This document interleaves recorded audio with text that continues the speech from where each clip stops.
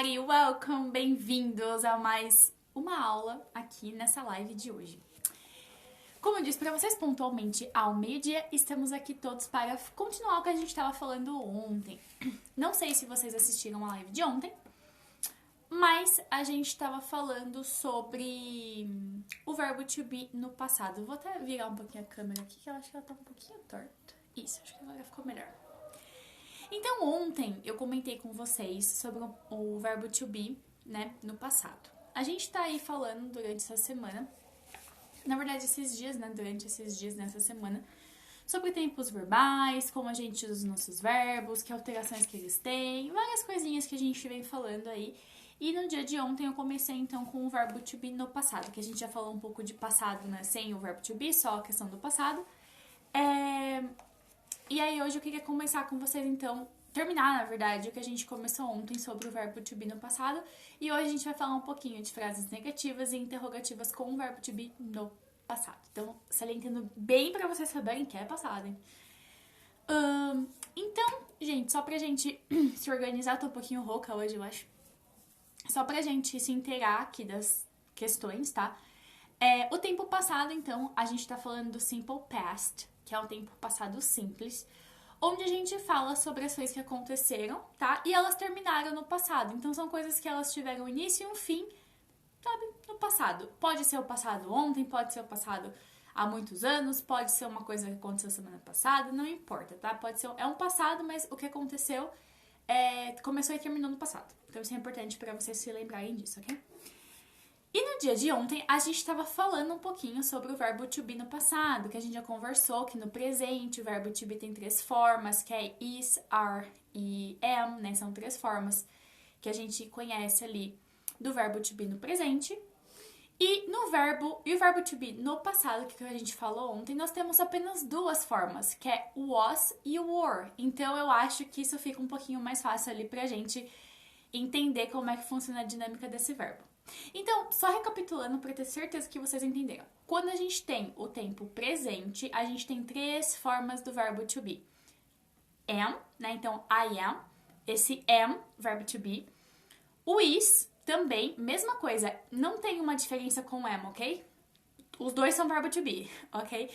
A gente só vai usar eles para pessoas diferentes. Então, am, is e are. Esses 3...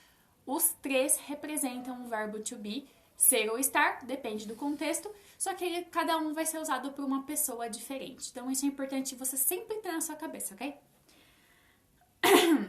E pra gente falar do passado, então, como a gente comentou ontem, a ideia do passado é um pouquinho mais simples, porque a gente só tem 2 formas.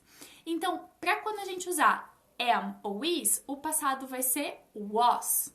E pra quando a gente usar are, o passado vai ser were. Então, recapitulando, I was, eu estava, né, ou eu fui. Assim, essa ideia de eu estava ou eu era, tá? Eu fui, às vezes a gente usa também, mas na ideia de que a gente era, ok? Porque traduzir isso, gente, pode ser um pouquinho confuso. Então, vamos esquecer um pouco a tradução do verbo to be no passado, porque eu não quero que vocês fiquem confusos, ok? Então, I was, you, que tá me assistindo, you were, he, she, it, was, ok? Então, I, he, she, it, nós vamos usar was. O resto da galera, were. Então, you were, we, nós, were, they, were. Então, a gente vai usar desse jeito, ok? Não tem muito segredo, a gente já conversou sobre isso ontem. Se vocês não viram a live de ontem, dê uma olhadinha lá pra vocês entenderem melhor, pra não ter que ficar voltando tudo agora. Bom, gente, só tomar uma água aqui que minha garganta tá coçando um pouquinho. Vamos falar um pouquinho então da negativa hoje, tá bom? Negativa e interrogativa. Pra gente fazer uma frase negativa no inglês, a gente sempre usa o auxílio da palavra not. Só que como eu disse pra vocês com frequência aqui nas lives, a gente nunca vê direito not nas nossas frases, por conta de ele normalmente vir junto, ele vem junto com outra palavra, como se eles fossem uma palavra só. Então, a gente usa uma palavra mais o not, e junto, né, elas acabam se tornando uma palavra só. E isso pode, às vezes, ser um pouquinho confuso ali quando eu falo que tem o not, tá? Mas, em geral, você sempre verá o not perdido ali nas suas frases, ok? Então, sabendo disso, pra gente fazer uma frase negativa, nós vamos usar was mais a palavra not.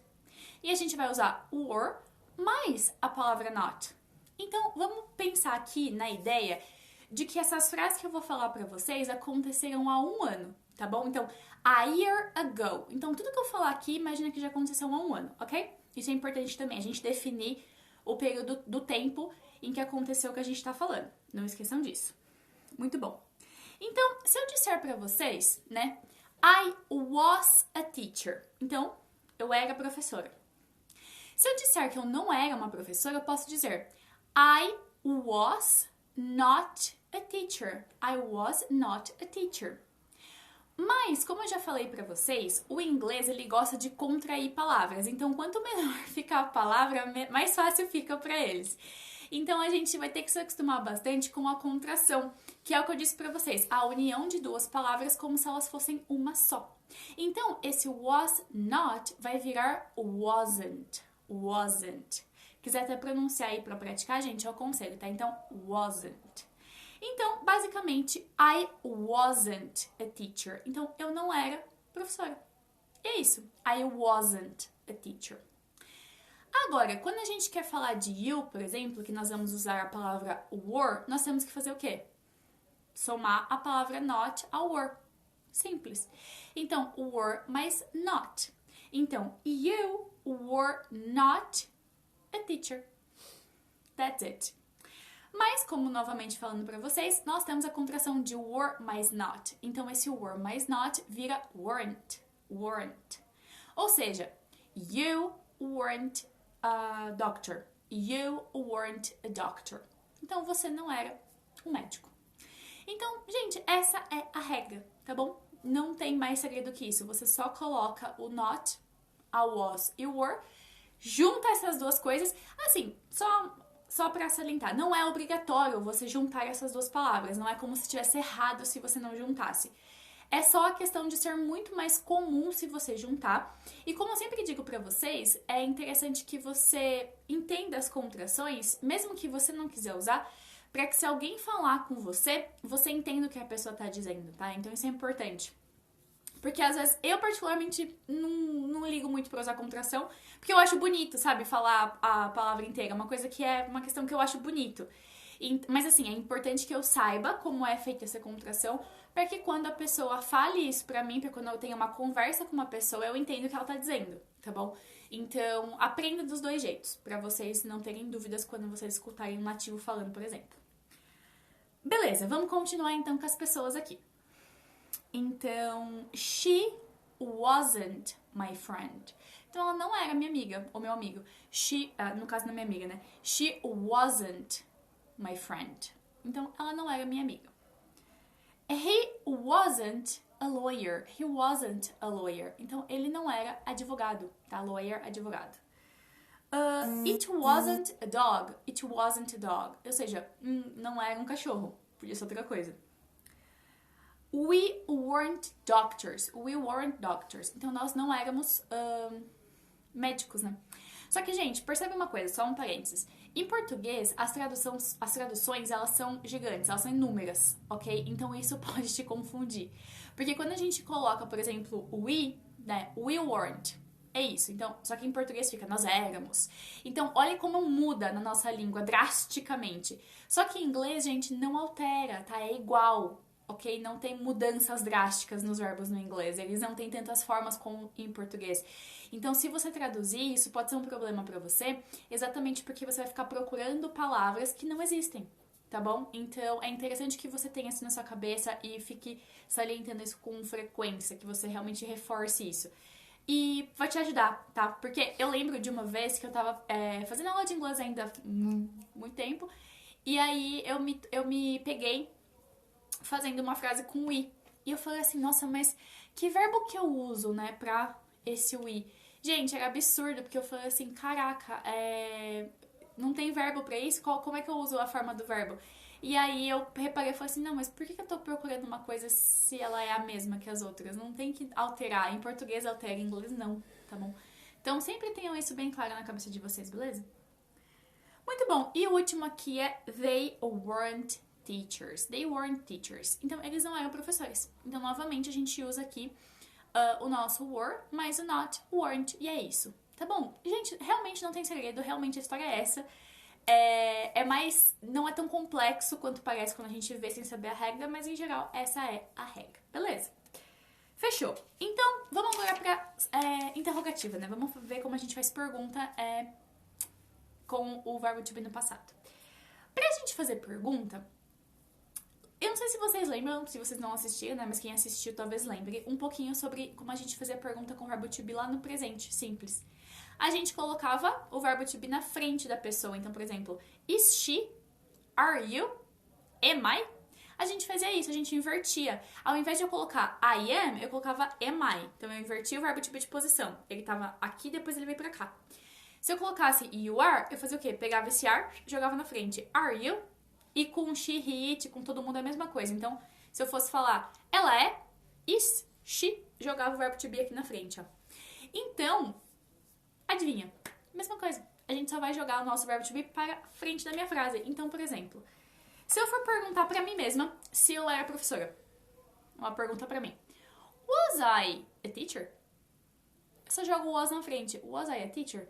Pronto. É até um pouco esquisito, tá? É estranho um pouco, mas em geral a gente usa assim mesmo, mas é só esquisito. Were you a doctor? Então, were you a doctor? Você era médico? Eu só jogo o were na frente. Was she your friend? Então, ela era sua amiga? Was she your friend? Was na frente, fechou. Was he a doctor? Ele era médico? Só jogo o was na frente, beleza, também frase pronta. Was it a dog? Was it a dog? Então, era um cachorro? Né? Uma pergunta que eu não sabia se era ou não, então quer saber. Were we doctors? Nós éramos médicos? Jogo were na frente, já era também. Were they teachers? Então, eles eram professores? Pergunta. Então, gente, é simples, tá? As regras no inglês, elas se repetem, então elas são similares em todos os tempos verbais, as ideias são similares, muito similares realmente. O que a gente precisa fazer é compreender que existem diferenças e não querer comparar com a nossa língua, porque a nossa língua e o inglês nesse ponto são muito diferentes. Então, não é comparável. A gente precisa entender que são duas línguas diferentes, com duas estruturas muito diferentes e que tem bastante coisa que realmente dá pra gente usar pra casar elas, mas isso aqui, por exemplo, não, porque em português a gente não fica invertendo coisas, assim, sabe? A gente faz outros tipos de recurso, usa outros tipos de recurso. Em inglês a gente tem esse recurso de inverter pra fazer pergunta e de acrescentar um not pra fazer negativa. E basicamente essa é a regra. Tudo bem? Então, basicamente, gente, a live de hoje foi isso. Não tem muito mais o que dizer sobre o verbo to be no passado. É tudo isso que eu queria explicar pra vocês. E eu espero muito que vocês tenham gostado e entendido, tá bom? Então, se surgiu alguma dúvida aí no processo, ou se vocês, de repente, tiverem alguma dúvida e quiserem falar, perguntar pra mim ou tirar elas, pode me mandar por aqui mesmo, ou por direct, ou por qualquer outro tipo meio, tá? E aí eu vou fazendo mais lives pra vocês pra tirar essas eventuais dúvidas que possam aparecer. Mas façam frases se vocês conseguirem. Depois mas essa semana ainda eu vou fazer uma postagem falando um pouquinho, vou fazer uma tabelinha pra vocês consultarem elas, pra vocês lembrarem, né, de que a gente usa pro verbo to be no passado. Então eu vou fazer isso pra vocês terem isso quando vocês forem estudar, tá bom? Então daí eu vou postar, então fiquem atentos aqui que logo menos eu posto. Bom, gente, então é isso. Eu espero muito que vocês tenham gostado. E eu vejo vocês, então, amanhã, ao meio-dia, novamente, pra mais uma live, pra gente conversar mais um pouquinho aqui sobre inglês e gramática. Bom, gente, é isso. Um beijo pra vocês. Muito obrigada pra todo mundo que assistiu e see you!